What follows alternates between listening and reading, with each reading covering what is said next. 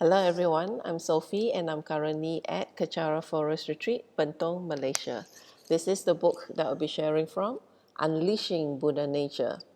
Personal accounts by those touched and reformed through the teachings of His Eminence the 25th Sam Rinpoche. Today I'll be reading on The Diva with a Cause, Pastor Kong Jin Ai. This is page 68. Let me share with you a picture. There you go. This is Pastor Chinai. Okay, this is a short write-up of Pastor Chinai. The Diva with a Cause, Pastor Kong Jin Ai.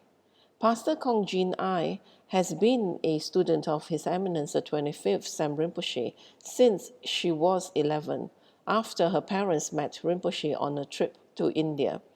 Having grown up under the Dharma umbrella, it was only a matter of time that she would join Kechara on a full-time basis. Since the age of 18, Pastor Jin Ai had had the desire to be ordained.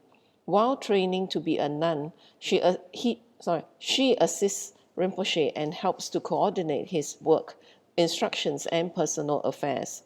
She also holds a bachelor in psychology from the University of Warwick, England.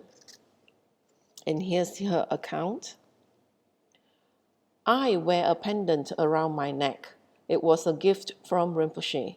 The pendant depicts the Buddha Shakyamuni sitting on top of a ruby.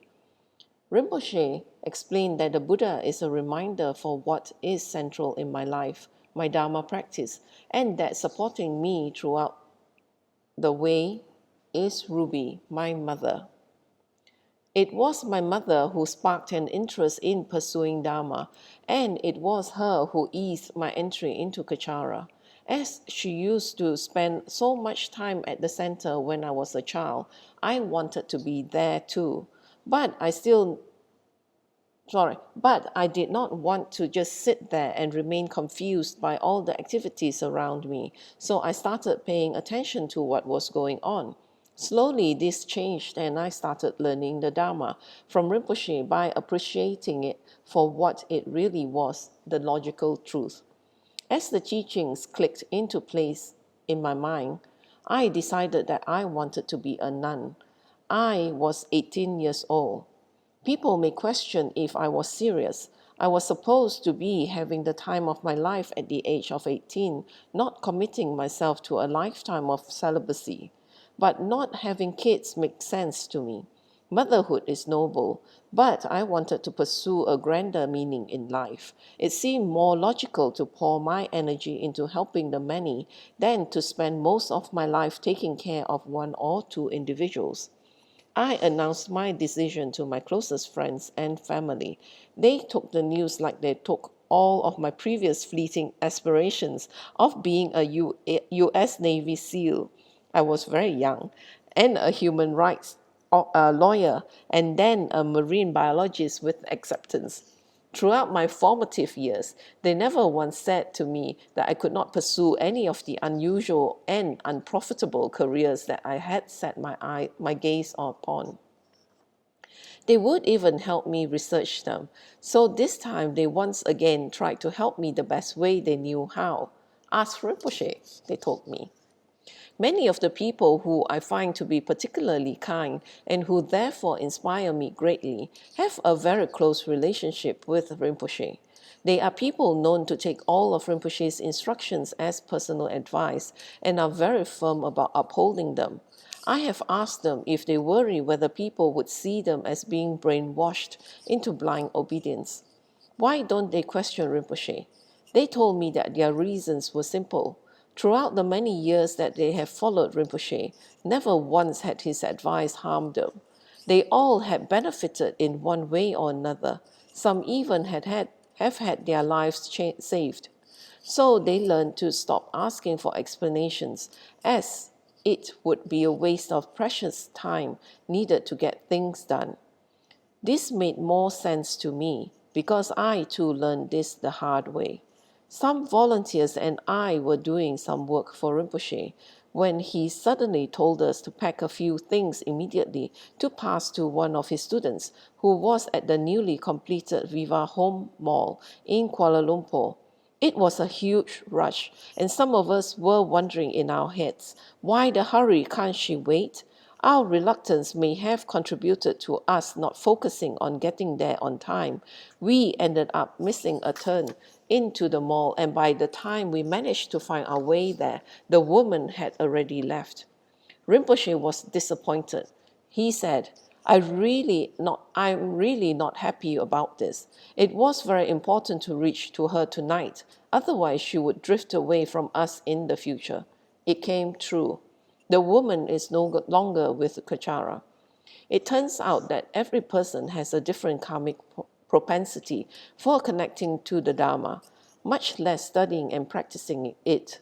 After the incident, Rinpoche explained that if an individual had practiced Dharma for many lifetimes before this one, their connection with Buddhism would be stronger.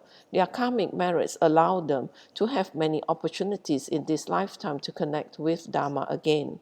In contrast, those who had not accumulated as many merits in their previous lives may have fewer opportunities to connect with the Dharma. Hence, in this lifetime, some people may get only one chance to connect with Dharma, and once it is lost, it is very difficult to regain the opportunity based on their karmic propensities. For that particular woman, Rinpoche knew that meeting her at Viva Home on that day was probably the only chance she would get. That was the reason for the rush. We were not told because there was simply no time to explain everything. If Rinpoche were to explain everything he does, we would never be able to get anything done because, boy, Rinpoche's thinking and planning is extremely broad and far-sighted. One incident that I remember was Rinpoche manifesting a craving for Japanese rice at 4 a.m. We didn't have any, and any grocery store that stocked Japanese rice would not be open for another few hours. When we told him that, Rinpoche complained that we were unprepared and lacked ideas and sent us out to continue our search for it. On another occasion, Rinpoche asked for a very specific type of cheese Danish. We must have bought 5 or 6 types for him to try, but none of them fit the bill. Rinpoche described in detail what he wanted, and even sent us many pictures of it. Once again, we went to knock on the doors of various bakeries in the quest for the elusive pastry. Rinpoche may even summon a few of his students to his room and ask us to play interior designer. We basically have to rearrange the furniture in the room until Rinpoche is satisfied with the result. Yet, no matter how we move everything around, it is hours before it is good enough. How many different ways can one rearrange things in a small room?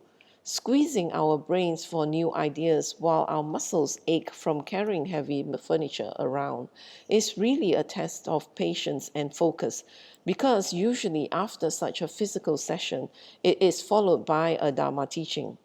To an outsider, Rinpoche may seem like an over-demanding diva, treating his students like slaves. Why couldn't he eat normal rice at a normal hour? Why was he so fussy about his cheese danishes? What crazy person makes people rearrange his furniture over and over again?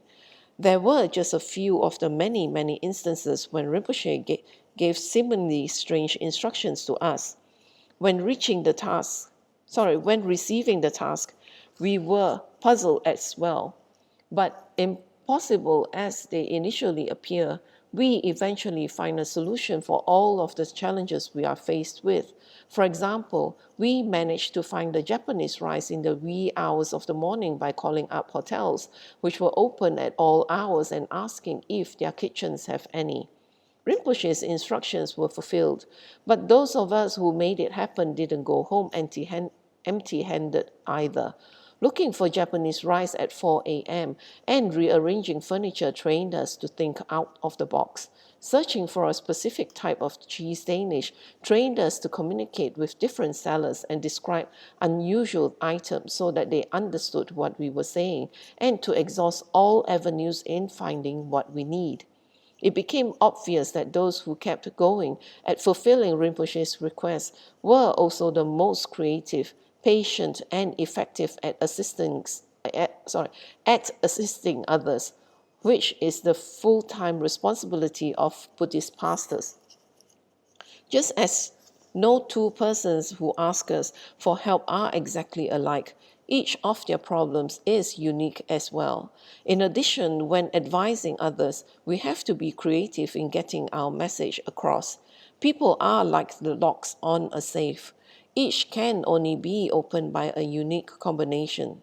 One person may be more receptive to jokes or parables, while another may only listen to blunt advice. Tailoring the kind of support or solution to each situation requires creativity. Not giving up when our ideas fails takes tenacity. These are all crucial qualities that can only be honed through practice and through the training Rinpoche creates for us. If we had thrown in the towel whenever Rinpoche sent us on an odd task, we may never have what it takes to live a life to the benefit of others. Frustrating as these assignments may be, they were never impossible. Rinpoche never puts obstacles in our path that we cannot cross.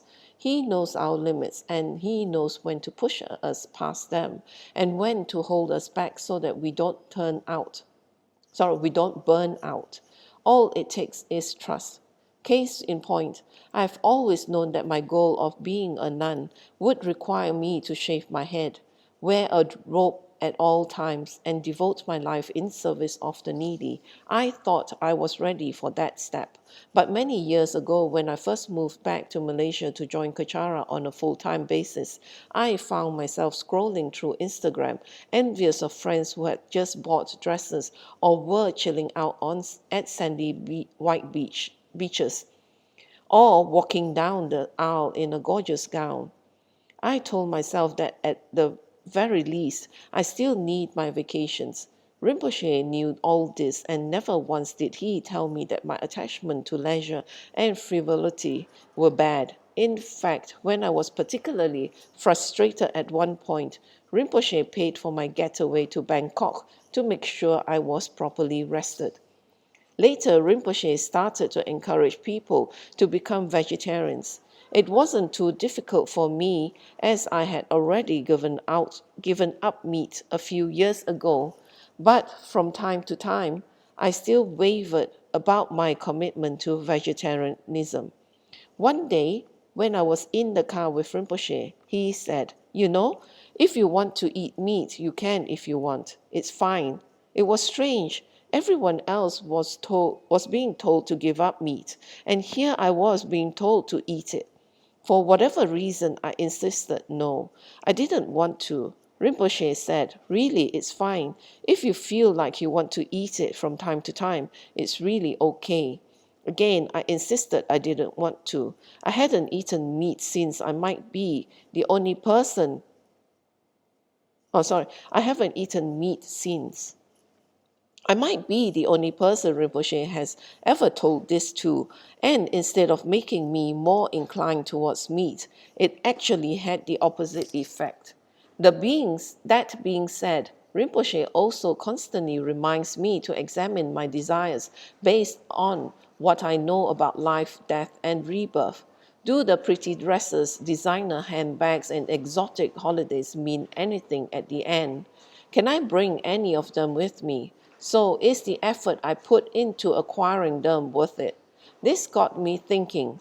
My attachments are merely habits that I have been conditioned with since young. They only keep me in suffering. Why don't I relearn habits that will benefit other people instead? The gentle nudges of Rinpoche gradually drew my focus back to my Dharma pursuit. Had Rinpoche pushed me, I may have turned resentful and given up instead. Most importantly, I realized why it is important to have an unwavering trust in my Lama. Even though sometimes the assignments Rinpoche gives appear to make no sense, I may be under the impression that I am good enough to be a nun, but in truth, I am far from adequate. My Lama is the only one who can provide an objective analysis on my spiritual readiness, and he will provide the training necessary to guide me. My focus should not be on how these tasks are like a marathon among thorns, but on how they tone my spiritual muscles and resilience so that they eventually become a walk in the path. So that's Pastor Jinai's sharing, and that is Rinpoche's skillful means of training us to overcome and realize our own potential. And as Pastor Jinai has said, how skillful Rinpoche was to actually make her desire less rather than, enhance her, like, as in, that she can eat meat, well, and it enforces that her wish that she really did not want to eat meat. So, well, thank you for sharing your time with me. And please do join me in my next sharing when I move on to another student's accounts of their experience with Rinpoche. So now we'll end this with a completion dedication in English. May the precious body-mind where it is not born arise and grow. May that born have no decline but increase forevermore. May the precious emptiness where it is not born arise and grow. May that born have no decline but increase forevermore. May this merit accumulated by myself and others beneficially serve all sentient beings and the Buddha Dharma, and especially may the essential teachings of the unerring Master Tsongkhapa become clear and enduring. In all my rebirths, may I not be parted from perfect gurus. Let me enjoy the abundance of the Dharma, perfecting the quality stages and paths. May I quickly attain the rank of Vajradhara Buddha. By this virtue, may I quickly realize Guru Buddhahood and transfer each sentient being into that enlightened state. May all conducive conditions arise and all obstacles be pacified in order to increase infinitely the doctrine of spiritual King Tsongkhapa. By the merits of the 3 times of myself and others, may the doctrine of Lama Tsongkhapa blaze forever. At dawn or dusk, at night or midday, may the 3 jewels grant us their blessing. May they help us to achieve all realizations and sprinkle the paths of our lives with fairest signs of auspiciousness.